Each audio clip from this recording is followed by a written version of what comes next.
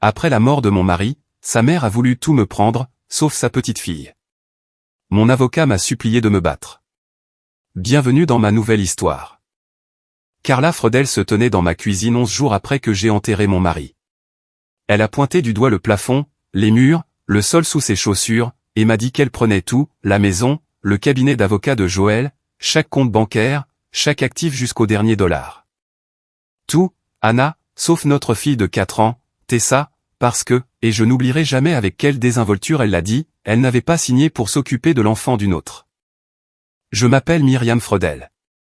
J'ai 31 ans et, jusqu'à récemment, je vivais à Covington, au Kentucky, une petite ville située juste en face de Cincinnati, de l'autre côté de la rivière Ohio. Le genre d'endroit où les gens se saluent depuis leur allée et savent toujours, on ne sait comment, combien vous avez payé votre maison. J'ai épousé Joël Freudel quand j'avais 24 ans. C'était un avocat spécialisé en dommages corporels qui avait bâti son propre cabinet à partir de rien enfin, à partir d'un prêt de 185 000 $ de sa mère et d'environ 6 000 heures de sa propre sueur. Il a commencé dans un minuscule bureau loué au-dessus d'un magasin de revêtement de sol sur Madison Avenue, le genre de bureau où l'on entendait quelqu'un choisir des échantillons de stratifiés à travers le plancher chaque fois qu'un client s'asseyait pour une consultation. En 5 ans, il avait emménagé dans une véritable suite de bureaux, embauché une petite équipe et facturé plus de 600 000 $ par an. Freudel & Associates. Son nom était sur la porte, et sa mère ne laissait jamais personne oublier qui avait payé pour cette porte. Joël est mort un jeudi soir, le 6 mars. Un arrêt cardiaque. Ils l'ont trouvé à son bureau, la main encore sur sa tasse de café. Il avait 36 ans. J'ai reçu l'appel alors que je donnais le bain à Tessa. J'ai conduit jusqu'au bureau avec mes manches mouillées retroussées jusqu'au coude et encore du savon sous les ongles. À mon arrivée, les ambulanciers avaient déjà cessé d'essayer. L'enterrement a eu lieu le mercredi suivant. Carla portait des lunettes de soleil Chanel noires à l'intérieur, de celles qui couvrent la moitié du visage pour qu'on ne puisse pas savoir si la personne pleure vraiment ou si elle joue la comédie du deuil pour un public. Spencer, le frère cadet de Joël, se tenait à côté d'elle, ressemblant à un enfant attendant le directeur. Il avait 29 ans, n'avait jamais gardé un emploi plus de 5 mois et vivait dans la maison d'amis de Carla à Burlington, où ses principales responsabilités consistaient à dormir jusqu'à midi et à commander des choses sur Internet avec la carte de crédit de sa mère. Vous devez comprendre une chose à propos de Carla. Ce n'était pas une vieille femme impuissante. Elle avait possédé 4 pressings dans tout le nord du Kentucky. Elle les avait bâtis elle-même après son divorce d'avec le père de Joël. Elle connaissait les affaires. Elle connaissait les chiffres. Ou du moins, elle le pensait. Le monde du pressing repose sur une arithmétique simple, les vêtements arrivent sales, ils ressortent propres, l'argent rentre dans la caisse. Elle appliquait cette même logique à tout, y compris à un cabinet d'avocats où elle n'avait jamais mis les pieds professionnellement. Pour Carla, le cabinet de Joël n'était qu'un magasin de plus, sauf qu'au lieu de repasser des chemises, on repassait des procès, et qu'au lieu de pièces de monnaie dans la machine, on avait 620 000 $ par an qui circulaient dans les livres. Elle m'avait aussi traité, dès le tout premier Thanksgiving, comme un inconvénient temporaire dont Joël finirait par se lasser. J'étais secrétaire juridique quand nous nous sommes rencontrés. Pas glamour, pas riche, pas de la bonne famille. Carla m'a une fois présenté à ses amis comme la première femme de Joël, alors que Joël et moi étions encore très mariés et que nous nous tenions juste là. Alors, quand elle est apparue dans ma cuisine ce lundi matin, 11 jours après les funérailles, je n'aurais pas dû être surprise, mais le deuil ralentit les réflexes. On reste là à encaisser des coups qu'on verrait normalement venir à des kilomètres. Carla est entrée vêtue d'un blazer gris, elle s'était carrément habillée pour l'occasion, comme pour une réunion d'affaires. Spencer la suivait avec un maître ruban, un vrai maître ruban. Pendant que Carla se tenait à mon îlot de cuisine, expliquant qu'elle récupérait ce que son investissement avait bâti, Spencer errait dans la chambre d'amis et commençait à mesurer le placard. J'entendais le maître claquer depuis la cuisine. Je me souviens avoir pensé, qu'est-ce qu'il possède de si précieux pour remplir un placard? La possession la plus chère de cet homme était un fauteuil de gamer. Carla a exposé son cas comme s'il s'agissait d'une présentation de conseil d'administration. Le cabinet avait été construit avec son argent, la compte de la maison aussi, elle nous avait donné 30 000 $ il y a 7 ans, et elle n'avait pas cessé de le mentionner depuis. Dans son esprit, elle était copropriétaire de tout ce que Joël avait touché. Et maintenant que Joël n'était plus là, elle voulait récupérer son investissement avec les intérêts. La seule chose dont elle ne voulait pas, c'était ça. Elle l'a dit si naturellement, comme si elle refusait un accompagnement au restaurant. Non, merci. Pas l'enfant. Juste les actifs, s'il vous plaît. Je suis resté là, tenant une tasse de café devenue froide depuis 20 minutes, sans rien dire. Non pas parce que j'étais d'accord, mais parce que mon cerveau ne pouvait pas assimiler la perte de mon mari et un vol qualifié dans le même mois. 2 jours plus tard, une lettre recommandée est arrivée, Axel Mandlé, avocat. Carla avait officiellement déposé une contestation du testament de Joël et une réclamation de créancier contre sa succession pour son prêt de $185 000. Ce n'était plus des discussions de cuisine. C'était une attaque juridique, et elle l'avait lancée avant même que les fleurs sur la tombe de Joël ne soient fanées. Avant de continuer, s'il vous plaît, abonnez-vous et dites-moi dans les commentaires d'où vous regardez et quelle heure il est chez vous. Je les lis tous. Merci beaucoup pour votre soutien. Maintenant, où en étions-nous? Ah oui. Carla était passée des menaces dans la cuisine au dépôt au tribunal en 48 heures, et je dormais encore dans un lit qui sentait l'eau de Cologne de mon défunt mari, essayant de trouver comment expliquer à une enfant de 4 ans pourquoi son papa ne rentrerait pas à la maison. Axel Mandlé n'était pas un amateur. Il a fondé la contestation du testament sur des bases assez solides, arguant que le prêt de $185 000 de Carla constituait un investissement dans le cabinet, lui donnant un droit sur sa valeur. Il a également déposé une réclamation de créancier distincte pour le prêt lui-même. 2 fronts juridiques à la fois. Carla dépensait $350 de l'heure pour cet homme, et elle voulait des résultats rapides. Mais Carla ne se contentait pas d'attendre que le système judiciaire suive son cours. Elle a décidé de commencer à gérer son nouvel empire immédiatement. La semaine suivant le dépôt, elle s'est rendue au bureau de Joël, Freudel & Associates, une suite au 2e étage sur Scott Boulevard. Elle est entrée comme si elle était chez elle et a commencé à se présenter au personnel. Il n'y avait que 4 employés, 2 parajuristes, une réceptionniste et Gail Horvat, la comptable, qui travaillait avec Joël depuis 6 ans. Carla leur a dit à tous qu'elle reprenait la supervision des opérations et que des changements allaient arriver. Elle a ordonné à Gail d'imprimer les rapports de revenus du cabinet pour les 3 dernières années. Gail les a imprimés. Carla a regardé la ligne du haut, $620 000 de facturation annuelle. Elle a hoché la tête comme si elle venait de confirmer ce qu'elle savait déjà et elle est partie. Elle n'a jamais demandé les rapports de dépenses. Elle n'a jamais posé de questions sur les dettes. Elle n'a jamais ouvert un seul dossier qui n'était pas étiqueté « Revenus ». C'est comme vérifier son solde bancaire en ne regardant que les dépôts et décider qu'on est millionnaire. Puis elle a commencé à appeler les clients de Joël. Un par un, elle a retrouvé leur numéro et a appelé pour se présenter comme la personne qui superviserait la transition. Elle n'avait aucune autorité légale pour le faire. Elle n'avait pas de licence d'avocat. Elle ne savait même pas en quoi consistait la moitié des dossiers de Joël.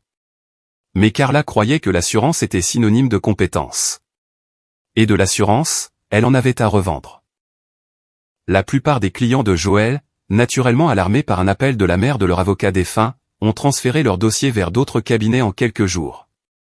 Carla était en train de détruire systématiquement la source de revenus de l'entreprise même qu'elle se battait pour posséder.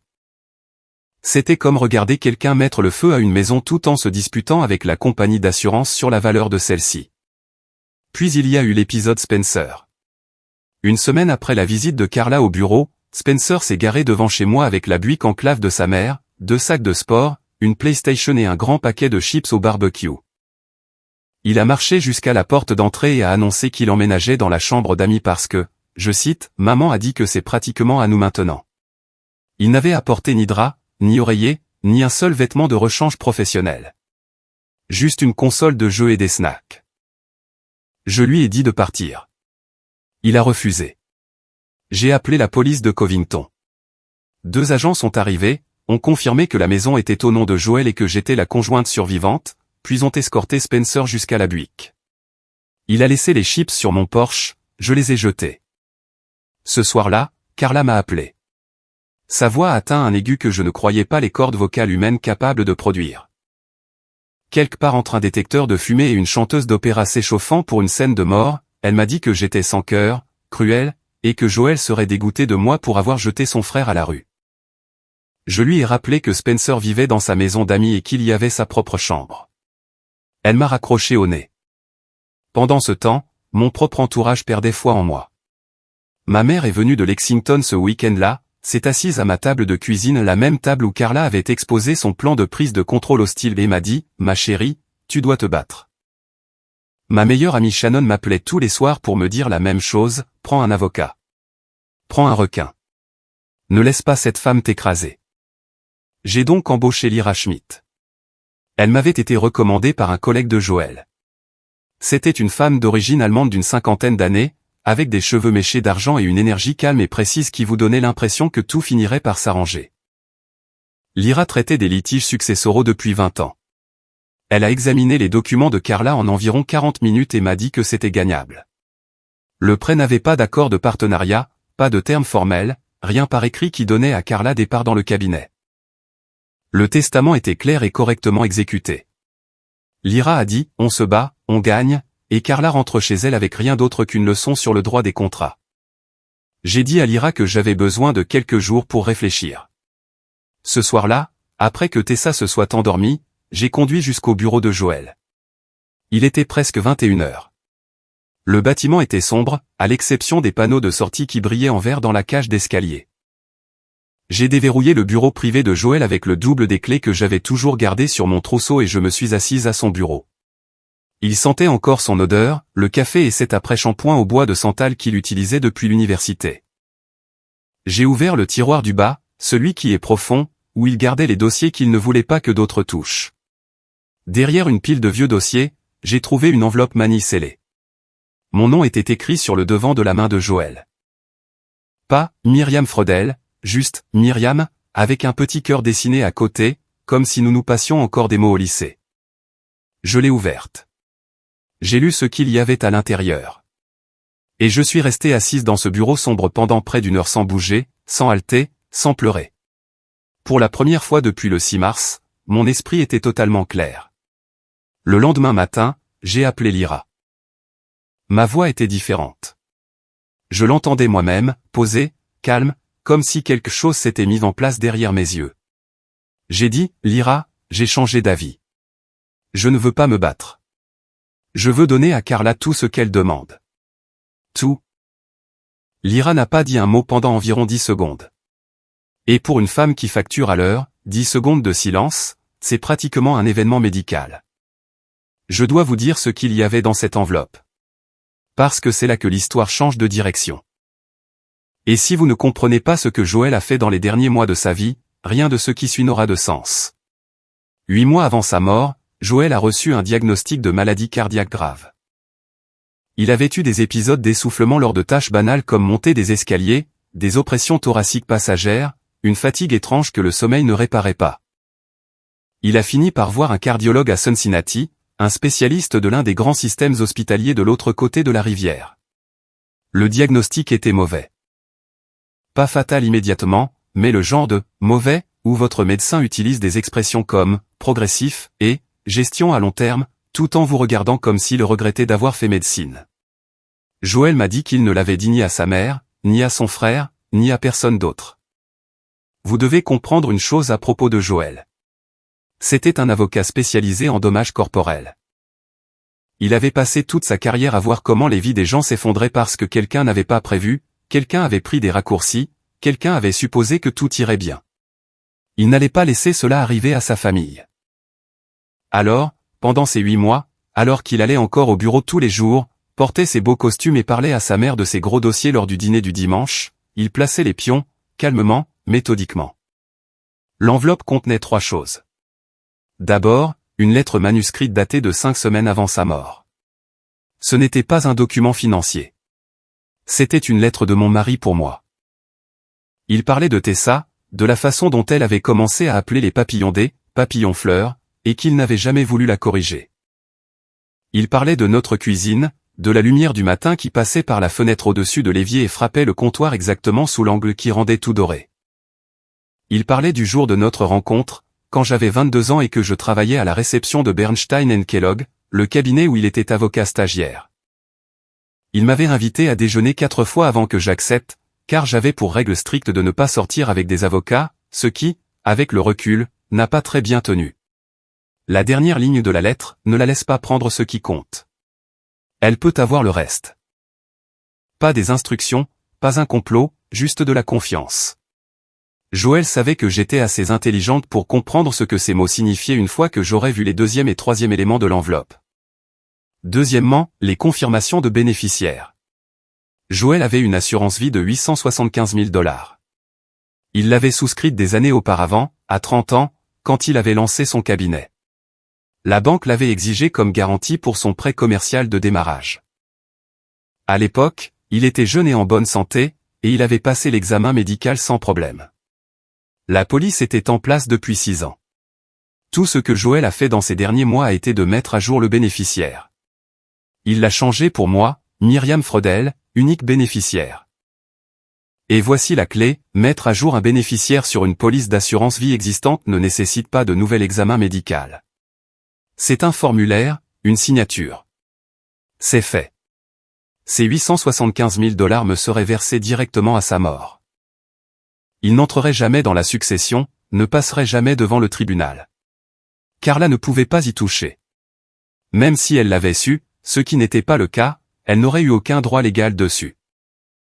Il avait fait la même chose avec ses comptes de retraite, un 401K d'environ 152 000 $ et un Roth IRA d'environ 58 000 $. Il a mis à jour les deux désignations de bénéficiaires à mon nom. Même principe, le bénéficiaire désigné reçoit ses sommes directement, hors succession. Cela faisait 210 000 $ de plus que Carla ne pouvait pas atteindre. Je veux être clair, ce n'est pas une faille secrète. C'est ainsi que fonctionne l'assurance vie et les comptes de retraite dans tous les États d'Amérique. Des millions de familles comptent sur ce mécanisme exact. Les conseillers financiers vous disent littéralement de vérifier vos bénéficiaires chaque année. Ce n'est pas une ruse. C'est de la paperasse de mardi après-midi que la plupart des gens remettent à plus tard et oublient. Joël n'a pas oublié. Troisièmement, le véritable état financier de Freudel & Associates. Joël avait préparé un résumé détaillé, écrit de sa main dans son écriture précise d'avocat, listant chaque dette, chaque passif, chaque bombe à retardement à l'intérieur de son cabinet aux apparences si parfaites. Et c'est là que je suis passé de veuve éplorée à toute autre chose. Le cabinet facturait 620 000 $ par an. Cette partie était vraie. C'est le chiffre que Joël mentionnait lors des dîners de famille. Le chiffre que Carla avait mémorisé comme une parole d'évangile. Mais voici ce à quoi ressemblait réellement 620 000 $ de revenus une fois le rideau levé, 115 000 $ de dettes accumulées auprès des fournisseurs et de frais généraux. Un accord de règlement pour faute professionnelle de 180 000 $, déjà accepté par Joël avant sa mort, en attente de paiement. 47 000 $ de taxes sur les salaires impayés. L'IRS n'oublie pas les taxes sur les salaires, au passage, il les considère comme des taxes fiduciaires, ce qui signifie que la partie responsable est personnellement redevable. Et puis le bail du bureau, 34 mois restant à 4 200 $ par mois. Cela représentait 142 800 $ de loyer pour un espace dont on ne peut pas se libérer. La maison valait environ 385 000 $, mais Joël avait contracté une ligne de crédit hypothécaire, ELOC, de 220 000 $ il y a 18 mois pour maintenir le cabinet à flot. Ajoutez cela au solde hypothécaire initial de 160 000 $, et la dette totale sur la maison était de 380 000 $. Après les frais de clôture, les commissions d'agents immobiliers et les taxes de transfert, la vente de cette maison ne rapporterait exactement rien, peut-être même moins que rien. Et le précieux prêt de 185 000 $ de Carla? Elle était une créancière non garantie. Savez-vous ce que cela signifie? Cela signifie qu'elle est la dernière sur la liste. Après l'IRS, après le plaignant pour faute professionnelle, après chaque fournisseur, chaque propriétaire, chaque créancier avec un contrat signé. Le temps que tout ce monde soit payé, s'il l'était, il ne resterait plus rien. Le prêt de Carla s'était envolé le jour de la mort de Joël. Elle ne le savait juste pas encore. Je me suis assise dans cet appartement en faisant les calculs au dos d'un ticket de caisse. De mon côté, 1 085 000 $. De l'argent propre, avantageux fiscalement, hors succession, déjà à moi. Du côté de Carla, environ moins 520 000 $ une fois qu'on additionnait tous les passifs et qu'on soustrayait les actifs réels. Le lendemain, Gail Horvat m'a appelé. Gail était la comptable de Joël, la femme qui gérait ses livres depuis 6 ans. Carla l'avait licenciée la semaine précédente. Pas d'indemnité, pas de préavis. Elle était simplement entrée dans le bureau et avait dit à Gail qu'on n'avait plus besoin de ses services. Après 6 ans à tenir les comptes de ce cabinet au centime près, Gail était blessée et en colère. Elle a confirmé chaque chiffre du résumé de Joël. Elle m'a aussi dit une chose qui m'a fait fermer les yeux et respirer un grand coup. Quand Carla est venue au bureau, elle a demandé à voir les rapports de revenus. Gail les a imprimés. Carla les a étudiés attentivement, a hoché la tête et est partie. Elle n'a jamais demandé les dépenses. Elle n'a jamais ouvert le dossier des passifs. Elle a regardé une colonne sur une feuille de calcul et a décidé qu'elle héritait d'une mine d'or. J'ai appelé Lyra le lendemain matin. J'ai dit, ne vous battez pas, offrez tout à Carla. La maison, le cabinet, chaque compte de la succession. Tout ce que je veux, c'est la garde exclusive de Tessa. Aucun droit de visite pour Carla. Lyra m'a demandé de venir à son bureau. J'ai apporté l'enveloppe de Joël. J'ai tout étalé sur son bureau, les formulaires de bénéficiaires, le résumé financier, les calculs. Lyra a tout lu. Elle a vérifié les chiffres 2 fois.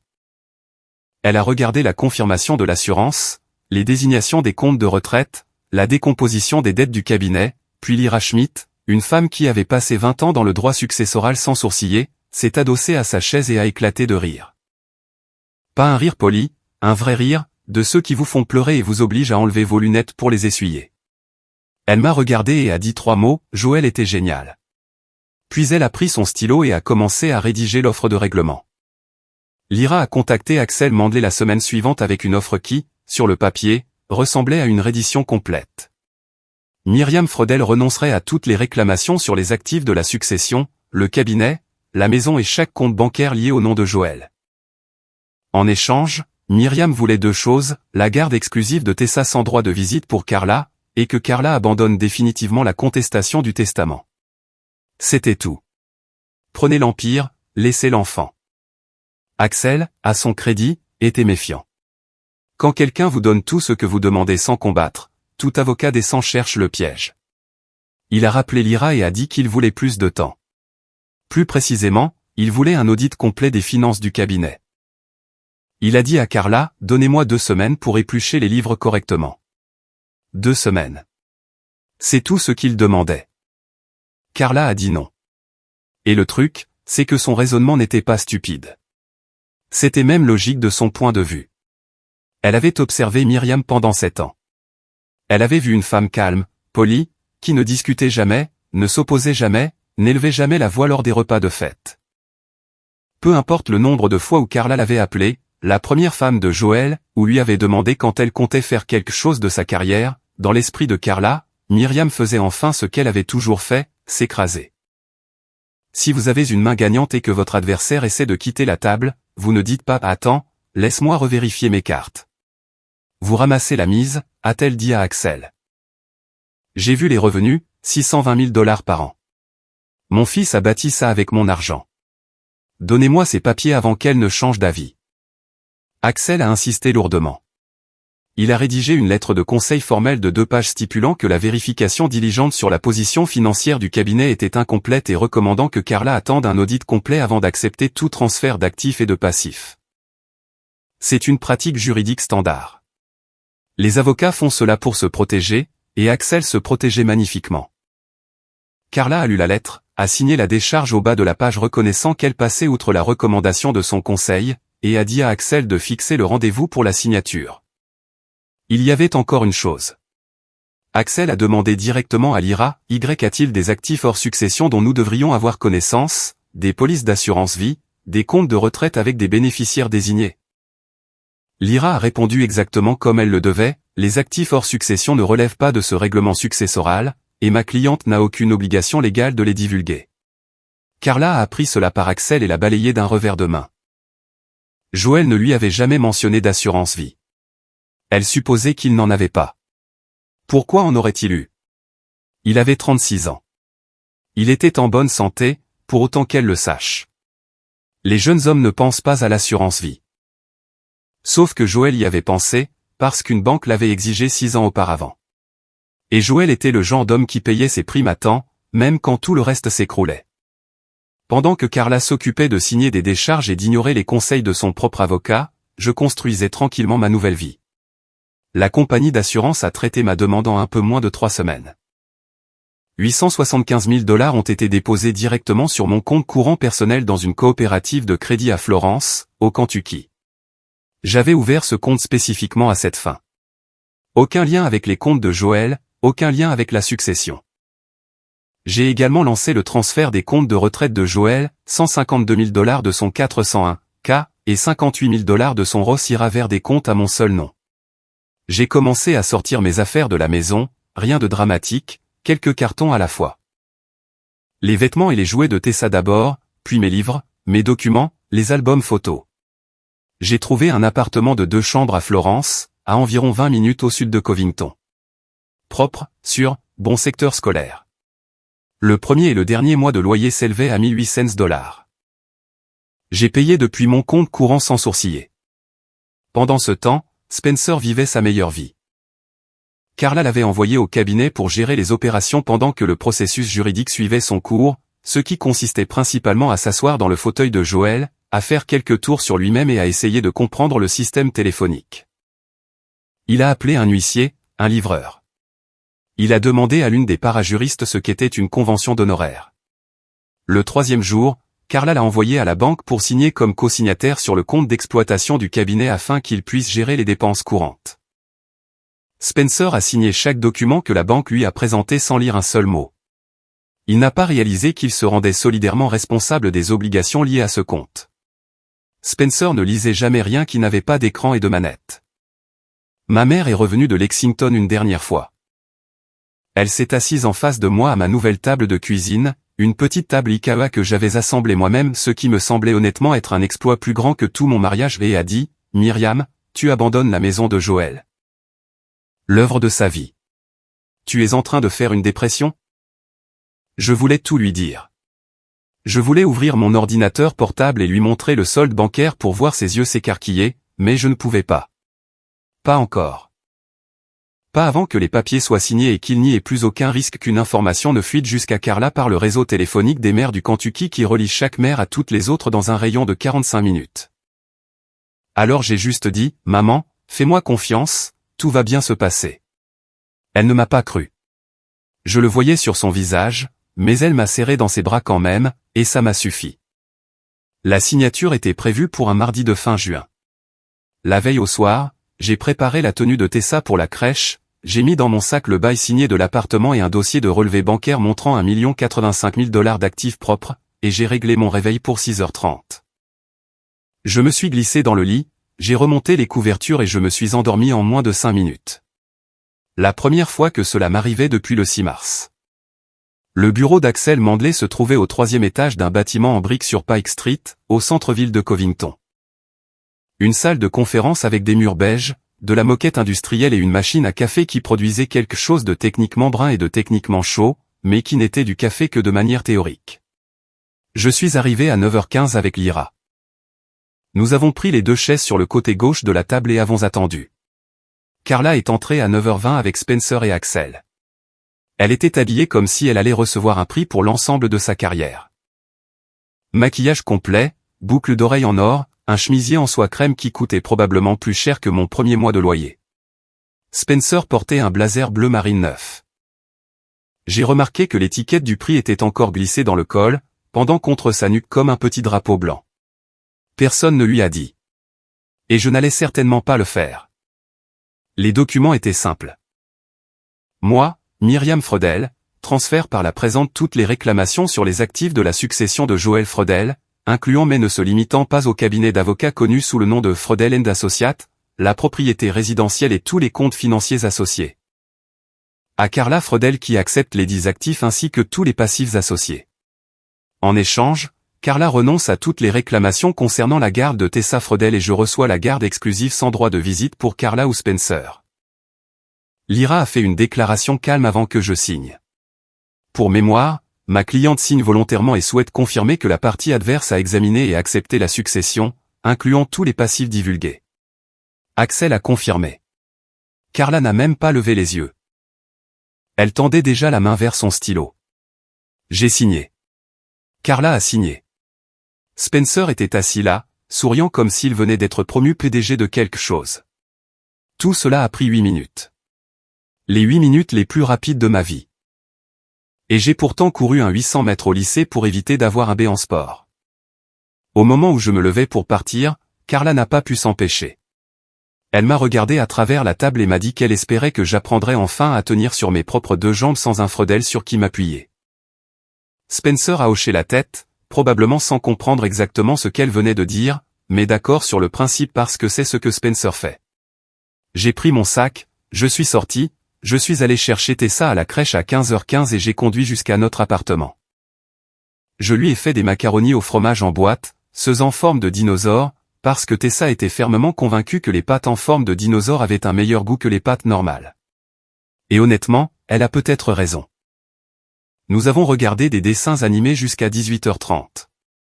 Elle s'est endormie sur le canapé avec du fromage sur le menton. Je l'ai portée jusqu'à son lit. Puis je me suis assise sur le sol de ma cuisine, le dos contre le placard, et j'ai juste respiré. C'était la soirée la plus paisible que j'avais connue depuis la mort de Joël. 3 semaines plus tard, Carla Freudel est entrée dans les bureaux de Freudel & Associates en tant que propriétaire légal et a commencé à diriger son nouvel empire. Je n'étais pas là pour le voir, mais dans une ville comme Covington, on n'a pas besoin d'y être. Les gens parlent. Gail avait encore des amis au bureau et j'ai appris certaines choses de la bouche de Carla elle-même lors de ce dernier appel téléphonique. Voici ce qui s'est passé. Premier jour, elle a ouvert une pile de courriers qui s'accumulaient sur le bureau de Joël. Des enveloppes devant lesquelles elle était passée une douzaine de fois sans prendre la peine de les ouvrir. La troisième enveloppe provenait de l'Internal Revenu Service, le fisc américain. Avis de taxes sur les salaires impayés, 47 000 $, avec des pénalités s'accumulant mensuellement. Troisième jour, un appel d'un avocat de Cincinnati représentant le plaignant dans une poursuite pour faute professionnelle contre Joël. Le règlement avait été conclu avant la mort de Joël, 180 000 $. Le paiement était en retard. L'avocat a été très poli et très ferme. Cinquième jour, le propriétaire de l'immeuble a appelé pour le bail du bureau. 34 mois restants. Carla devait signer une garantie personnelle pour reprendre le bail à son nom ou évacuer les lieux sous 60 jours. Carla a signé la garantie. Elle n'a pas hésité car, dans son esprit, le cabinet rapportait 620 000 $ par an et 4 200 $ de loyer mensuel, ce n'était rien. Elle venait de s'engager personnellement pour 142 800 $ de paiement futur. 8e jour, Carla a enfin essayé d'ouvrir le fichier QuickBooks de Joël. Sans Gail Horvat, c'était le chaos. 6 ans d'entrée catégorisée qui avaient un sens parfait pour Gail et absolument aucun pour personne d'autre. Carla a embauché un comptable temporaire d'une agence d'intérim. La femme s'est assise, a passé 4 heures à cliquer sur les fichiers, puis s'est tournée vers Carla avec l'expression de quelqu'un qui vient d'ouvrir une porte en s'attendant à un placard pour trouver un escalier qui descend à pic. Elle a dit, « Madame, savez-vous qu'il y a plus de 115 000 $ de factures fournisseurs en souffrance ici, certaines remontant à 14 mois. » 10e jour.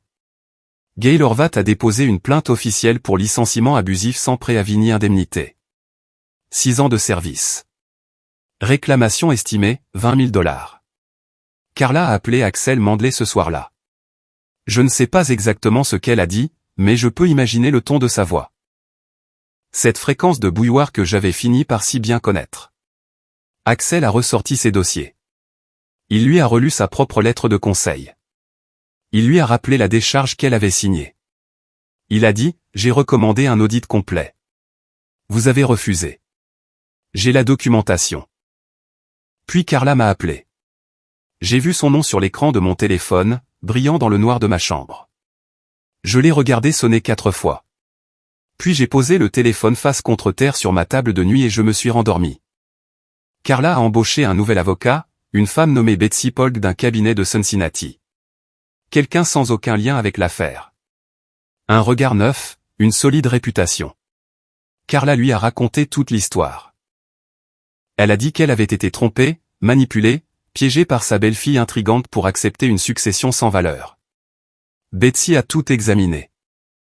L'accord de règlement, la décharge signée, la lettre de conseil d'Axel, les documents de succession que l'IRA avait préparés et divulgués avant la signature. Chaque passif avait été listé. Chaque dette figurait dans les papiers. Rien n'avait été caché. Rien n'avait été fabriqué. Myriam n'avait menti sur rien. Elle n'avait simplement pas proposé d'informations sur des actifs qui lui appartenaient légalement et qui étaient légalement hors succession. Betsy a tout passé au criblé, d'après ce que j'ai entendu plus tard, a dit la vérité à Carla en des termes qui ne laissaient aucune place à l'espoir. Elle était représentée par un conseil compétent. On lui a conseillé d'attendre un audit complet. Elle a refusé. Elle a signé une décharge. Le règlement était volontaire, mutuel et documenté. Pas de fraude, pas de dossier. Apparemment, ses mots exacts furent « Ce que vous avez là n'est pas une réclamation légale. Ce que vous avez là est une leçon très coûteuse. » Carla a essayé de vendre la maison. Son agent immobilier a fait les calculs et lui a annoncé la nouvelle à sa propre table de cuisine. Après avoir remboursé l'hypothèque, la ligne de crédit, ELOC, les frais de clôture et la commission d'agent, Carla devrait environ 11 000 $ au moment de la vente. La maison n'était pas un actif. C'était un droit de sortie. L'IRS se moquait des sentiments de Carla. Les pénalités sur les taxes salariales continuaient de s'accumuler. Carla a commencé à puiser dans ses économies personnelles. De l'argent qu'elle avait mis 30 ans à accumuler grâce à ses pressings. Elle a vendu le pressing de Burlington d'abord, puis celui d'Erlanger. 2 magasins disparus en 2 mois, et elle était encore loin de couvrir le passif total du cabinet. Spencer, qui avait joué au « partenaire gérant » pendant exactement 19 jours avant que les murs ne s'écroulent, s'est soudainement souvenu qu'il avait autre chose à faire. Il a essayé de se retirer comme co-signataire sur le compte d'exploitation du cabinet. La banque l'a informé que sa signature créait une responsabilité conjointe pour certaines obligations traitées via ce compte, y compris un plan de paiement fournisseur que Carla avait mis en place en utilisant le compte après le transfert. Spencer a engagé son propre avocat. Un homme de 29 ans dont la mère payait la facture de téléphone portable depuis 6 ans a engagé un avocat pour poursuivre cette même mère, affirmant qu'elle l'avait contraint à signer des documents bancaires qu'il ne comprenait pas. Son affaire n'a abouti à rien. Il avait signé volontairement en tant qu'adulte sans preuve de contrainte, mais le procès lui-même, Spencer Freudel contre Carla Freudel, était bien réel, déposé dans le comté de Canton. Numéro de dossier et tout. La mère et le fils, l'équipe inséparable qui se tenait dans ma cuisine à mesurer les pièces et à faire des plans, payaient maintenant des avocats distincts pour s'affronter. Honnêtement, je n'aurais pas pu écrire une meilleure fin si j'avais essayé.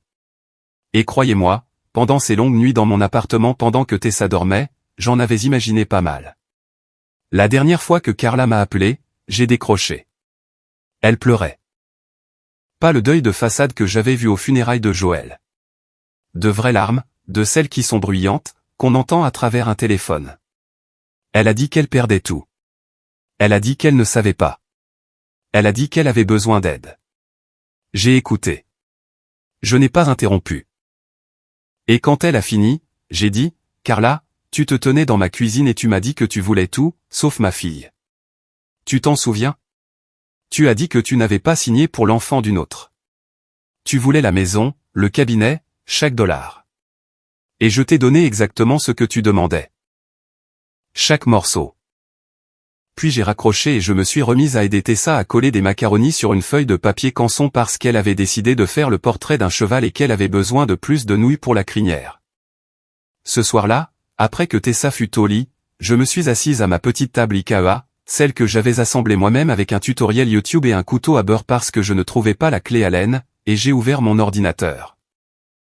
J'ai rempli le dossier d'inscription pour un programme de certification de parajuriste au Gateway Community College.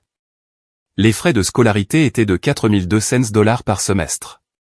Mon compte bancaire affichait 1 085 000 $. Je pouvais me le permettre. Sur ma table de nuit, encadrée dans un simple cadre noir acheté dans un magasin de loisirs créatifs pour 6 $, se trouvait la lettre de Joël. J'en lisais la dernière ligne chaque soir avant d'éteindre la lumière, ne la laisse pas prendre ce qui compte. Elle peut avoir le reste. Merci beaucoup d'être resté avec moi tout au long de cette histoire. Si elle vous a touché ne serait-ce qu'un peu, il y en a une autre qui vous attend sur votre écran dès maintenant. Et honnêtement, elle est peut-être encore meilleure que celle-ci.